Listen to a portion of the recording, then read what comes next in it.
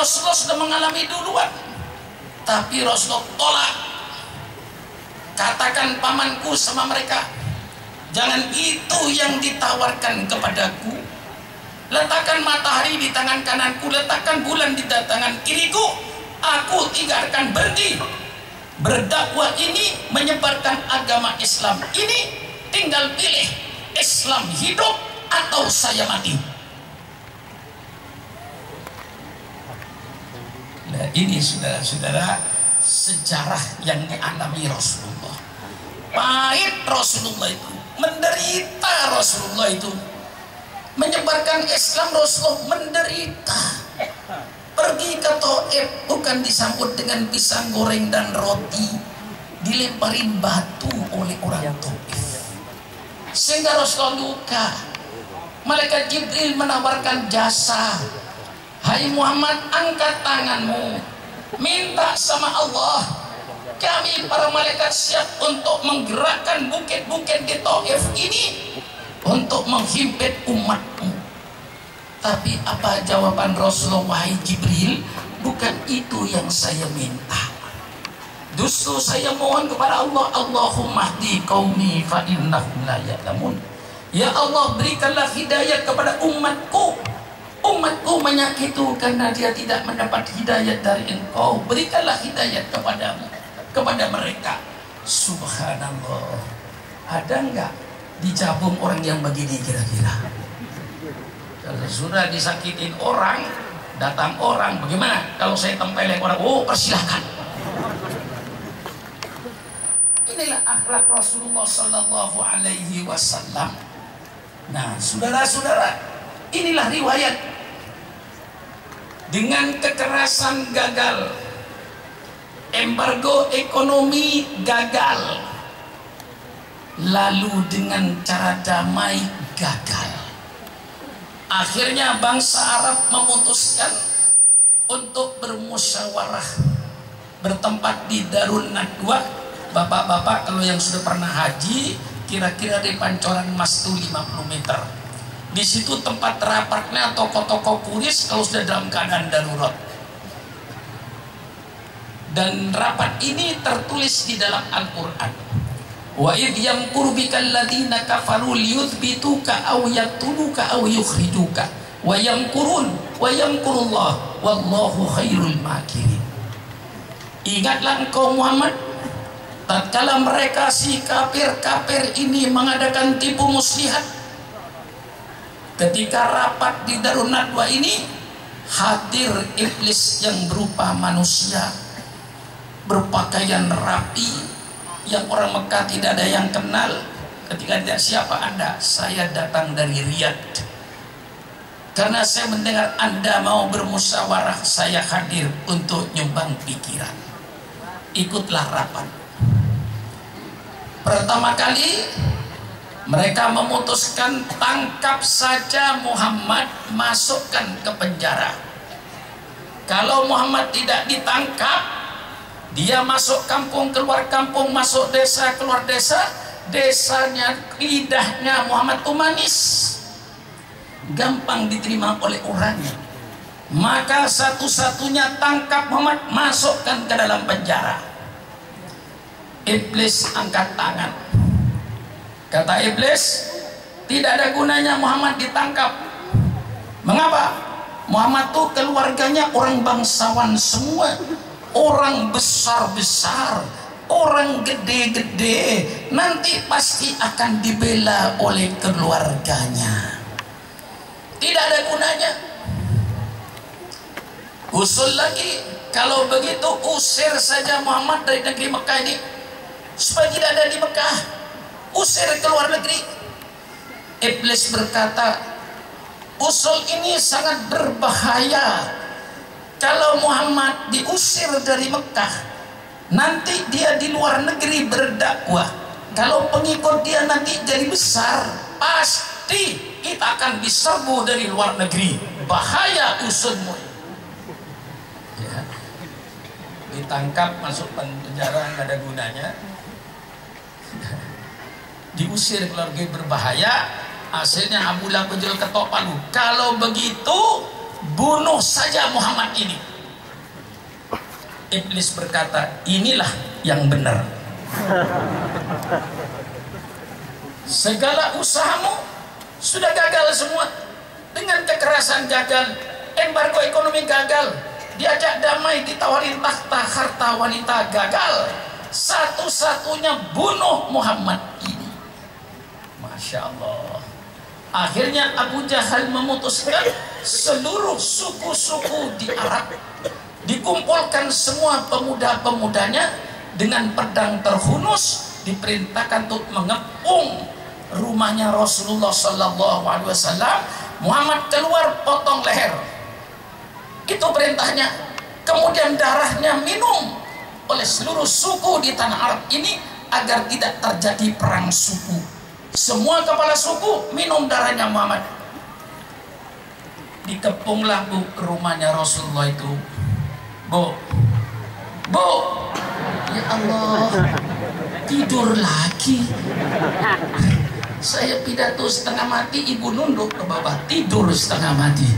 Ini namanya sama-sama setengah mati, Bu. Bu, saya datang dari jauh, Bu. Sudah saya pidato setengah mati, nunduk ke bawah, tidur setengah mati. Bu, dengarkan supaya nanti paham betul terjadinya hijrah ini. Dikepunglah rumahnya Rasulullah dengan pedang terhunus. Pada malam itu malaikat Jibril turun. Ya Rasulullah, sudah datang perintah Allah kepadamu, malam ini kau tinggalkan kota Mekah ini. Masya Allah, bagaimana sedihnya Pak Wakil Bupati. Seandainya Pak Wakil Bupati yang jadi nabi itu kayak apa kira-kira? Di tengah-tengah dikepung kapal kuda, disuruh keluar. Saatnya engkau Muhammad sekarang, perintah Allah, tinggalkan kota Mekah ini. Masya Allah, Bu, tengah malam begitu disuruh meninggalkan kota Mekah. Rumahnya sudah terkepung, tidak ada celah-celah untuk keluar.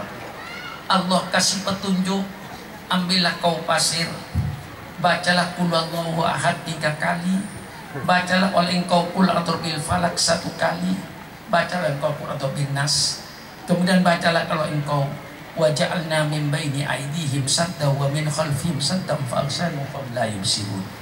Ada enggak di Quran, Bu? Surat apa, Bu? Surat Yasin, hafal, karena surat langganan. Kan betul, Yai? Saya bilang surat langganan apa? Kalau ada orang mati mesti baca Yasin. Betul kan, Bu? Sehingga walaupun saya potong di tengah, wa ja'alna min baini aydihim sadda wa min khalfihim saddan fa'alsanu fa la yubsirun. Surat apa, Bu? Surat Yasin. Karena surat langganan, Bu. Apa? Kadang-kadang ada ibu yang nakal. Pak Kiai, apa, Bu? Lama nggak baca Yasin, Pak Kiai. Mengapa, Bu? Nggak ada orang mati-mati di kampung. Perempuan yang tidak benar ini. Ada orang mati, tidak ada orang mati, malam Jumat biasakan baca surat Yasin. Itu perempuan yang benar, nunggu orang mati. 5 tahun nggak ada orang mati, 5 tahun nggak baca Yasin, Ibu. Rasulullah baca itu, Bu. Akhirnya pasir ditabur, mereka tertidur. Dengan pedang terhunus Rasulullah lewat. Maka kalau saudara-saudara, bapak-bapak, dengan sejarah ini, kalau saudara keluar malam kira-kira khawatir, takut ada orang yang bermaksud tidak baik, sebelum keluar dari rumahnya bacalah qul huwallahu ahad 3 kali, qul a'udzu bil falaq, qul a'udzu bin nas, wa ja'alna min baini aydihim saddan wa min khalfihim saddan fa'alsanu fa'udus. Telah kami bikin tutup di depan mereka dan di belakang mereka. Allah kasih tutup matanya sehingga tidak melihat kepada Rasulullah Sallallahu Alaihi Wasallam. Ini dibaca oleh ibu, bapak kalau keluar rumah sekiranya ingin selamat, bacalah ini. Kalau ada orang yang bermaksud untuk berbuat jahat, mudah-mudahan kita tidak kelihatan. Tapi kalau orang mau ngasih duit, mudah-mudahan kelihatan.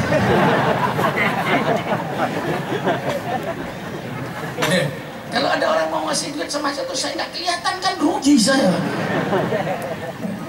Tapi kalau yang berbuat jahat, musuh-musuh tidak melihat saya. Kalau yang maksudnya buat baik, walaupun saya baca begitu, tetap dia melihat saya. Kalau yang bermaksud baik, yang bermaksud tidak baiklah yang tidak melihat.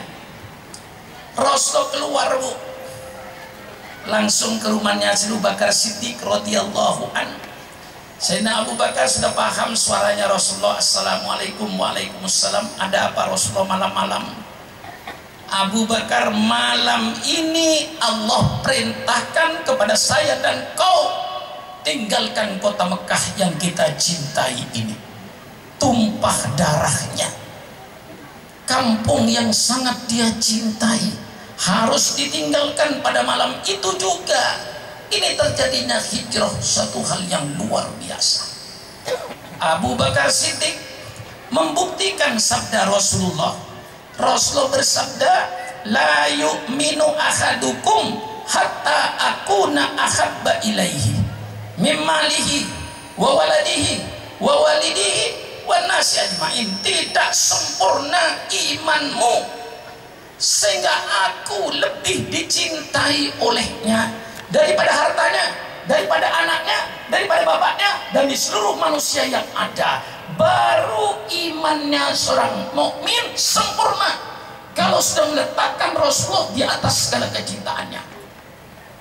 Ini dibuktikan oleh Abu Bakar. Kalau itu sudah perintah Allah, ya Rasulullah, mari kita berangkat. Rasulullah tidak memikirkan keluarganya, tidak memikirkan rumahnya, tidak memikirkan kekayaannya. Subhanallah, subhanallah. Kira-kira di Jabung ada nggak yang begini kira-kira? Cintanya sama Rasulullah mutlak. Bu, cinta nggak sama suaminya? Cinta nggak sama suaminya? Yang tidak menjawab saya doakan mudah-mudahan dicerai.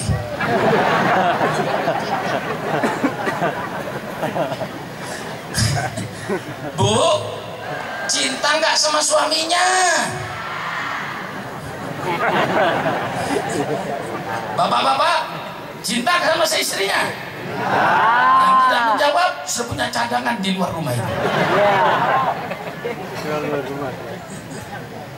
Saya tidak melarang bapak mencintai istrinya. Saya tidak melarang ibu mencintai suaminya. Saya tidak melarang bapak dan ibu mencintai hartanya.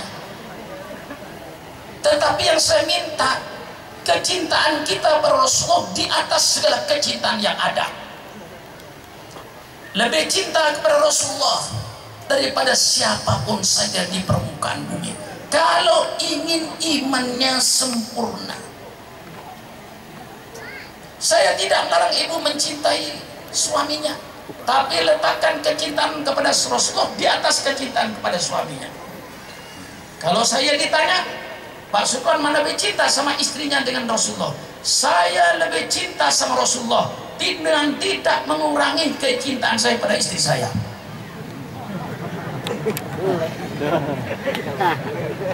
Betul kan, Bu?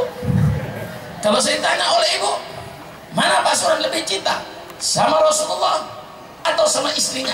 Saya jawab, saya lebih cinta pada Rasulullah Sallallahu Alaihi Wasallam dengan tidak mengurangi kecintaan saya pada istri saya. Betul kan, Bu? Nah, inilah Rasulullah Sayyidina Abu Bakar membuktikan. Keluarlah mereka berdua, sampailah ke Jabal Thur. Di situ ada gua Thur. Disitulah Rasulullah beristirahat setelah jauh dari Mekah ke Jabal Thur jalan kaki. Disitulah beliau istirahat berdua. Pagi-pagi Abu Lahab dan Abu Jahal tanya, mana kepalanya Muhammad? Mereka menjawab, belum keluar.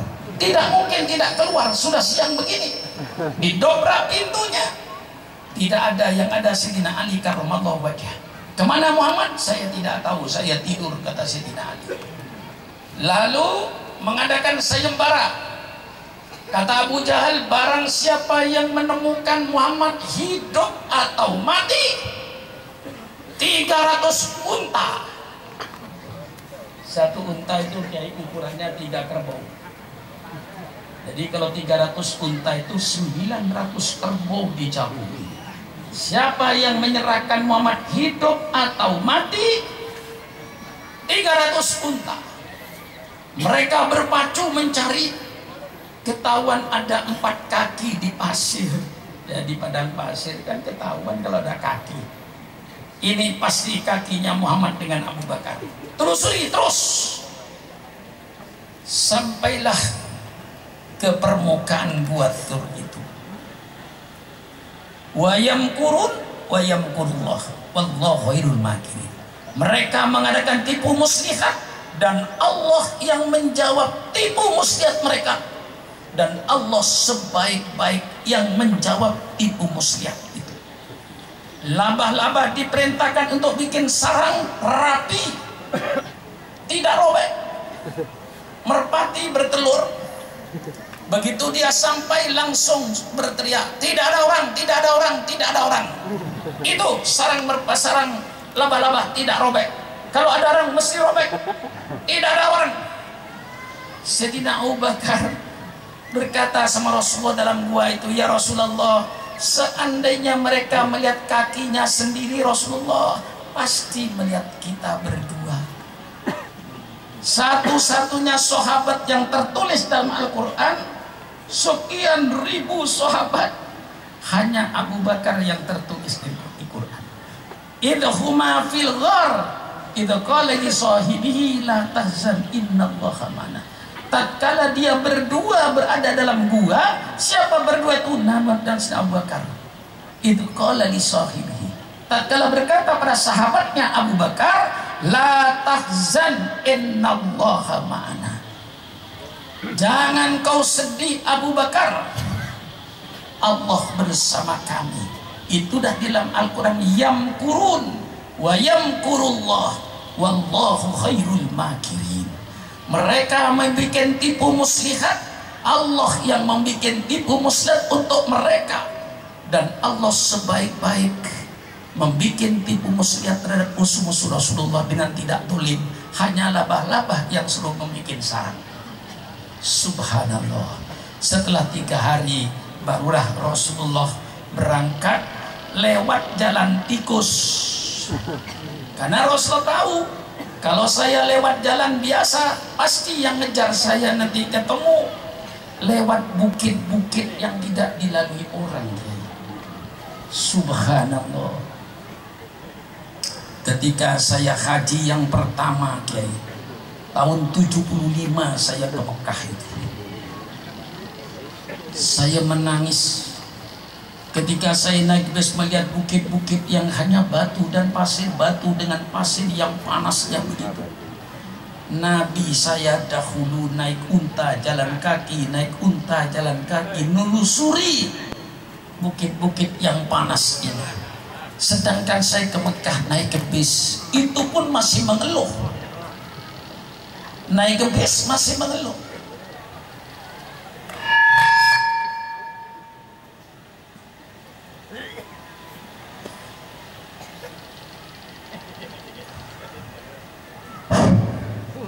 Ya, saya pengalaman, Bu. Sudah, ini kembalikan. Story.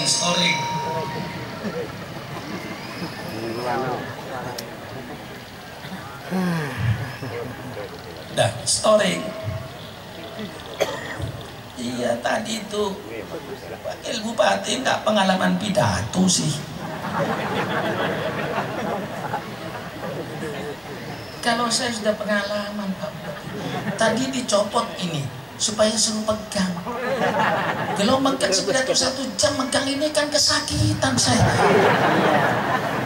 Saya sudah ngerti, rahasianya ngerti. Begitu saya ambil, biar saya noleh kanan kiri, suara saya tetap, Bu. Betul kan? Kalau tadi Pak Bupati hilang suaranya itu.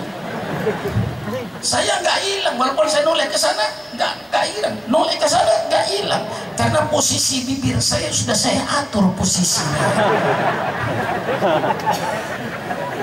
Loh iya Bu, om saya pidato itu mulai tahun 62 Bu. Saya sudah pidato menghadapi Bung Karno waktu itu. Bung Karno waktu itu mengadakan kebijaksanaan land reform. Semua petani tidak boleh punya sawah lebih dari 3 hektar. Lebih 3 hektar dirampas, walaupun warisan, walaupun milik pribadi. Saya lawan. Waktu itu Bung Karno bikin kebijaksanaan lagi, BTI Barisan Tani Indonesia mau dikasih senjata. Waktu itu saya lawan. Kalau BTI dikasih senjata, tolong santri kasih senjata. Biar nanti kalau berperang seimbang senjatanya. Jangan BTI dikasih senjata, santri tidak. Waktu itu tahun 62 Bu. Bu, sudah gini saya Bu. Jadi sudah berapa puluh tahun kawan saya yang paling akrab adalah ini. Tadi ngerti saya nggak usah rahasia. Maka kalau ibu ditanya siapa penceramah paling tua di negara Republik Indonesia, jawab oleh ibu, penceramah yang paling tua di Indonesia Kiai Sukron Makmun. Pasti benar. Lah kalau tadi Pak Wakil jawab masih SD.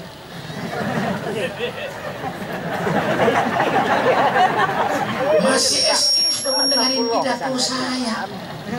Kalau diajar kira-kira mana lebih tua saya dengan dia. Jadi kalau ibu ditanya siapa penceramah paling tua, jawab Sukron Makmun. Pasti benar. Tapi kira-kira kelihatannya gimana Bu? Tua apa muda? Gak usah menjawab. Kalau nggak ditanya itu jangan menjawab. Saya tanya sama ibu. Itu yang objektif penilaiannya. Bu, tua apa muda Bu? Jangan macam-macam jawabannya.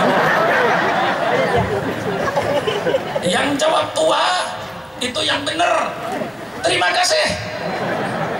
Yang bilang muda jelas naksir saya orang. Itu namanya perempuan mata keranjang. Atau barangkali katarak. Operasi dulu ke Jambi. Sudah saya bilang paling tua, masih bilang muda. Dasar perempuan mata keranjang. Biasanya yang di mata keranjang siapa? Bu, satu ketika saya pernah pidato Bu dengan ustadzah pidato. Saya duduk, gadis-gadis, fatayat-fatayat, hati-hati kau dengan laki-laki zaman sekarang. Saya tersinggung berat karena saya merasa laki-laki zaman sekarang, bukan zaman Sriwijaya dulu di Palembang, bukan. Laki-laki zaman sekarang, laki-laki pandai merayu, tidak bertanggung jawab, laki-laki buaya, laki-laki mata keranjang. Maka gadis-gadis hati-hati kau. Kalau ada laki-laki tersenyum, kau jangan gampang-gampang tersenyum. Salah-salah kau kena senyuman buaya. Begitu saya disuruh naik ke panggung Pak Kiai, sambil melangkah sambil berpikir saya, dilawan apa tidak, dilawan apa tidak, dilawan apa tidak, dilawan apa tidak, tidak. Oh pantas saya melawan nenek-nenek begini. Pak Sukron Makmun menang. Melawan siapa? Melawan nenek-nenek. Ya. Maka tidak saya lawan, malah saya dukung. Pidato ustadzah tadi benar, saya dukung sepenuhnya. Memang laki-laki sekarang banyak laki-laki mata keranjang, laki-laki pandai merayu, tidak bertanggung jawab, laki-laki buaya. Benar, saya dukung sepenuhnya. Cuman saya minta pertanggungan jawab kepada kaum ibu. Kalau sudah tahu laki-laki mata keranjang, mengapa ibu-ibu mau dikeranjangi?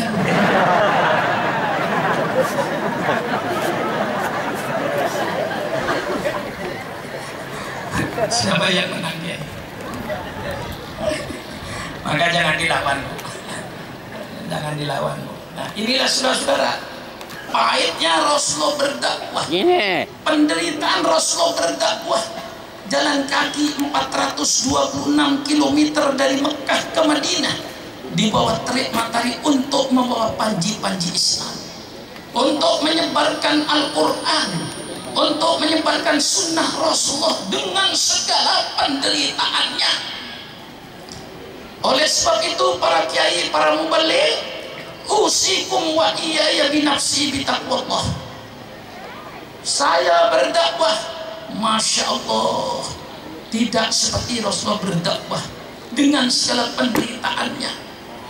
Saya datang di Singapura, langsung disiapkan mobil, saya ditidurkan di hotel, dikasih makan.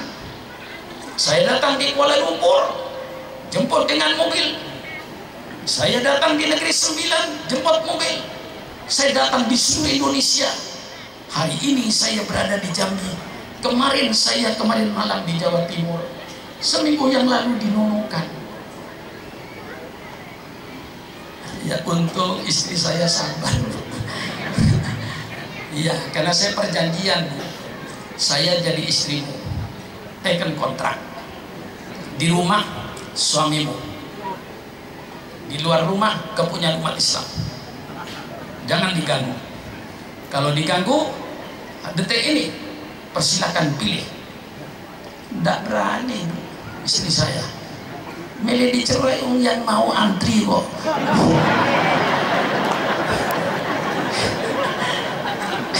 Iya Pak, iya. Iya kan, kan, termasuk yang antri dia. Udah. Nah, saudara-saudara, saya berdakwah, Masya Allah. Maka saya wasiatkan, usikum wa iyaya binafsi bitaqwallah. Hai para kiai, para mubaligh, engkau sekarang berdakwah dengan segala kenikmatannya, disambut oleh masyarakat dengan begitu baik. Ingatlah bahwa kau sekarang nikmat, enak menjalankan Islam. Kau sedang berdiri di atas penderitaan Nabi. Ini supaya disadari, saya sekarang nikmat berdakwah itu di atas penderitaan junjungan kita Nabi besar Muhammad Sallallahu Alaihi Wasallam. Bagaimana kita tidak cinta kepada beliau yang berdakwah dengan segala penderitaannya, tapi tidak pernah mundur setapak pun. Dengan segala penawarannya yang saya ceritakan, masuklah kota Madinah. Memang sudah ada perjanjian dengan penduduk Madinah untuk hijrah, cuman perintah Allah yang belum datang. Diterima oleh Rasulullah. Disitulah Rasulullah dengan alam baru, hidup baru, dengan kawan baru. Disitulah Rasulullah mendirikan satu pemerintahan, mendirikan satu negara Madinah yang pluralistik seperti Indonesia ini. Di situ ada Yahudi, di situ ada Nasrani, di situ ada penyembah berhala, di situ ada orang yang tidak beragama, di situ ada umat Islam. Di dalam bermacam-macam suku dan agama inilah Rasulullah menyatukan dengan satu konsep yang disebut Mitsaqul Madinah, piagam Madinah. Piagam Madinah yang menjamin hak-hak umat beragama. Rasul tidak mengganggu orang Yahudi yang mau menjalankan ibadahnya secara Yahudi. Orang Nasrani secara Nasrani, dilindungi oleh Islam semuanya dengan syarat jangan menghalang-halangi umat Islam. Hiduplah satu masyarakat yang harmonis. Disitulah kalau Indonesia sekarang ini namanya pluralistik, untuk menjaga stabilitas keamanan, tirulah konsep Rasulullah. Hormatilah hak-hak umat beragama. Setiap umat beragama mempunyai hak dan punya kewajiban. Saling menghormati. Di Indonesia setiap umat beragama mempunyai hak dan punya kewajiban. Hormatilah setiap hak dan kewajiban umat beragama itu.